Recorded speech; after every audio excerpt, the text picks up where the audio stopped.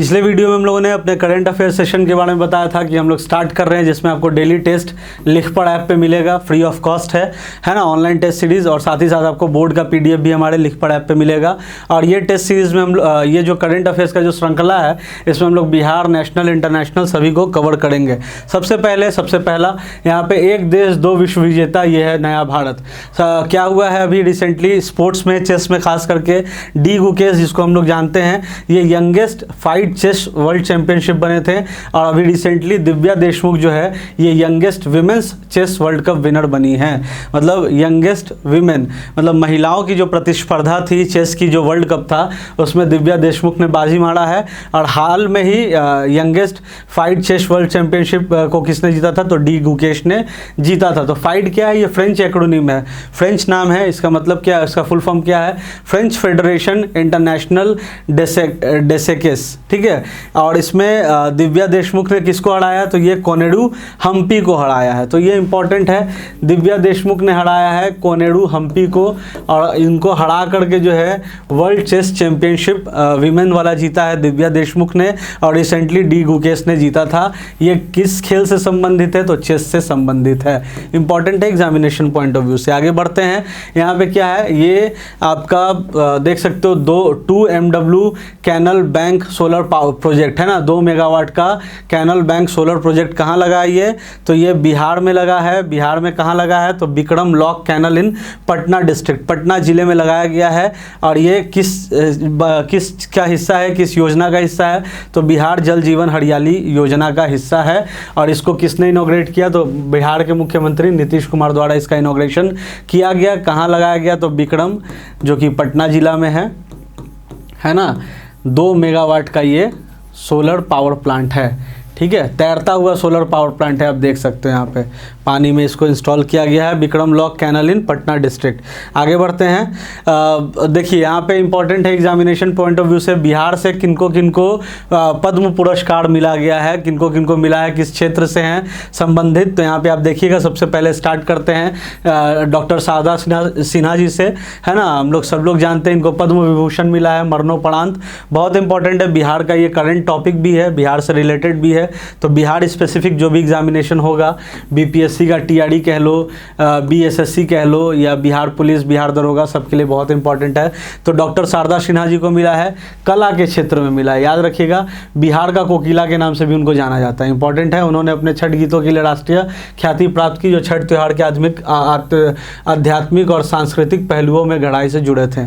सुशील कुमार मोदी, इनको भी पद्म भूषण मिला है।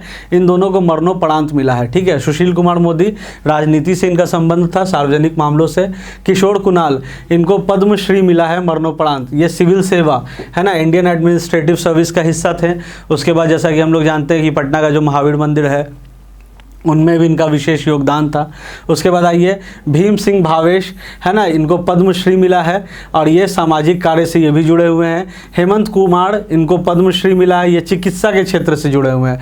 निर्मला देवी, इनको पद्मश्री मिला, और ये कला के क्षेत्र से जुड़ी हुई हैं। उसके बाद विजय नित्यानंद सुरीश्वर जी महाराज, ये इनको पद्मश्री मिला है, और ये अध्यात्म से, स्पिरिचुअलिटी से जुड़े हुए हैं। तो ये बहुत इंपॉर्टेंट है एग्जामिनेशन पॉइंट ऑफ व्यू से, क्योंकि यहाँ पे पद्म पुरस्कारों की जो श्रृंखला है, जिन जिन को मिला है बिहार से जिनका संबंध है, उनके बारे में। ये एक्सरसाइज है ड्रोन प्रहार एक्सरसाइज। क्या है? तो ड्रोन प्रहार एक्सरसाइज कहाँ कंडक्ट किया गया? तो आपको पता होना चाहिए, अरुणाचल प्रदेश में किया गया। और इसमें ड्रोन टेक्नोलॉजी का उपयोग करके ये पूरा एक्सरसाइज किया गया था, ताकि आगे जो है, जो भी कॉम्बैट ऑपरेशंस हो, उसमें ड्रोन टेक्नोलॉजी का कैसे यूज़ किया जाए। तो बहुत इंपॉर्टेंट है ड्रोन प्रहार ऑपरेशन, याद रखिएगा एग्जामिनेशन पॉइंट ऑफ व्यू से। अब आगे आइए, स्पर्श पेंशन स्कीम क्या है? स्पर्श पेंशन स्कीम क्यों चर्चा में? अभी सबसे पहले ये बता दें, क्योंकि डिफिकल्टी हो रहा है एक्सेस करने में, है ना। स्पर्श पेंशन स्कीम सबसे पहले तो आपको बता दें कि रक्षा मंत्रालय की ये है, ठीक है। क्वेश्चन पूछा जा सकता है कि किस मंत्रालय से संबंध है, तो रक्षा मंत्रालय से इसका संबंध है। क्या होता है फुल फॉर्म?